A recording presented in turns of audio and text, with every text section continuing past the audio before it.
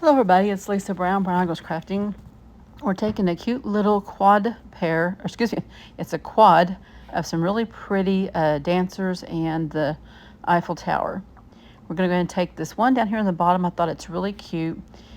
And I picked out the wrong color of paint after I already started, so I ended up crackling the color underneath some creamy white that I've mixed up with a little bit of white and brown. You're going to see that here in just a second. This picture was a coral. The paint actually was a coral color, and it really fitted one of the other ones a little bit better. And I wasn't even thinking when I started painting it on, but then I decided, you know what, I can go ahead and crackle it and just let a little bit of that color come up through it. It wouldn't be too bad because we are going to put some wax over it and make it look a little vintagey looking. This really is a pretty color, but it was just too coral color. It's really a pretty coral. And after I did that, I thought, oh, well, let's just go ahead and finish it. And you can see that one up next to it looks a little more pink, but that's okay. We're just going to go ahead and, since I've already started this, just use this one right here. I could have switched out and used one of the other designs, but I already had this one trimmed out. Making sure our paint is all smooth, and then we're going to give it a good dry. I'm going to paint up on the edges, and then we're going to go ahead and paint the back of it. I'm going to go ahead and mix up some paint, and I'm using just a drop, literally a drop of this brown and some white. These are acrylic paints, and I'm mixing up, it's almost just like a vintagey white, and you really can't tell it unless you put it up next to some white. My glue squirted all the way out, so I was trying to salvage that. We're going to go ahead and crackle the front, and then I'm going to speed up all of the crackling while I'm drying it so you can see it in action. My paint was a little bit heavy at the top, and I had to kind of smooth it out just a little bit. You really don't want to overwork it. Once we have that on, we're going to turn our dryer on, and we're going to start the crackling process. This really did give a good crackle. And you can see there how it's just going up, and it really does crack good. It took just a little bit to make sure it was all dry. And I'm going to go ahead and crackle the other side, because sometimes I like to do both sides. That way I can see which one I really want to use. I went ahead and just put some of that paint on the edges there. This is the front side. I decided to go ahead and wax it with some of the Behr decorative wax. And we're going to flip it over and put some glue on this side. And now we're going to go ahead and take that same paint and put a coat of paint on it. And this had a few more little streaks in it than the front side.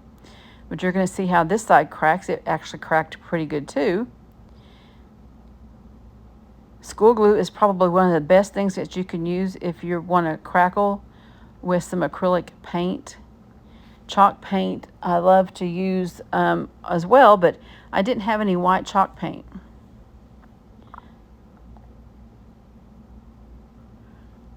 We're going to go ahead, and this is our paper that we trimmed out a while ago, and I'm going to go ahead and put some of that same creamy white paint on the back of it. That way I don't see the orangey color come up through my paper. We will see maybe some of the cracks, but we won't see the orange. We're going to dry that really good and then put some Mod Podge on the back of it. I went ahead and put a piece of parchment paper on it. That way I wouldn't get any paint on the back side of it because I had a few drips there. I just smoothed that out with my hand and dried it really good. And now we're going to put a coat of Mod Podge over that to seal it, and we're going to give it a good dry.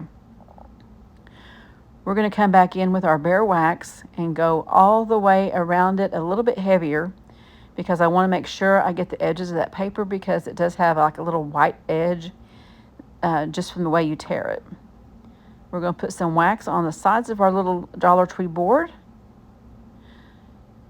And I'm trying to get that little white edge at the bottom to color up a little bit, but I think the Mod Podge may have hindered it just a little bit too.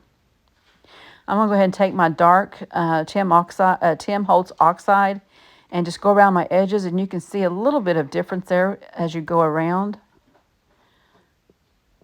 It just gave a little bit of an edge to it. I decided to use a piece of this lace that I took off of an old wedding dress from Canton. I picked up a couple of wedding dresses for less than $20. We're going to use some lace that I got from thrifting. I'm not for sure where I got that little piece of lace. There's one piece I had. I went and got some window pane that I had, just a little piece of that, and we're going to tie all of these together with a piece of jute. I really made too big of a bow, and I ended up taking out one of those window pane pieces of ribbon there in the back. It was just a little bit too bulky. I went ahead and trimmed these down thinking I wanted to trim my edges, but then once I started laying it down, I realized this bow is way too big for this board. I went ahead and fluffed it out just a little bit before I laid it down. And I think it's just way too big for the board, so I went ahead and just trimmed it down all the way around. I probably took an inch off of both sides there. I couldn't decide if I wanted it in the middle or if I wanted it on the top edge, but I went for the middle. And I went through a couple different things. I had a little gold heart filigree, and then I had a silver one. And then I decided, I found my buttons, and I came up with a cute little pearl button that looked really pretty on this. It had a little tiny bit of gold. And there we go. I think this turned out really cute.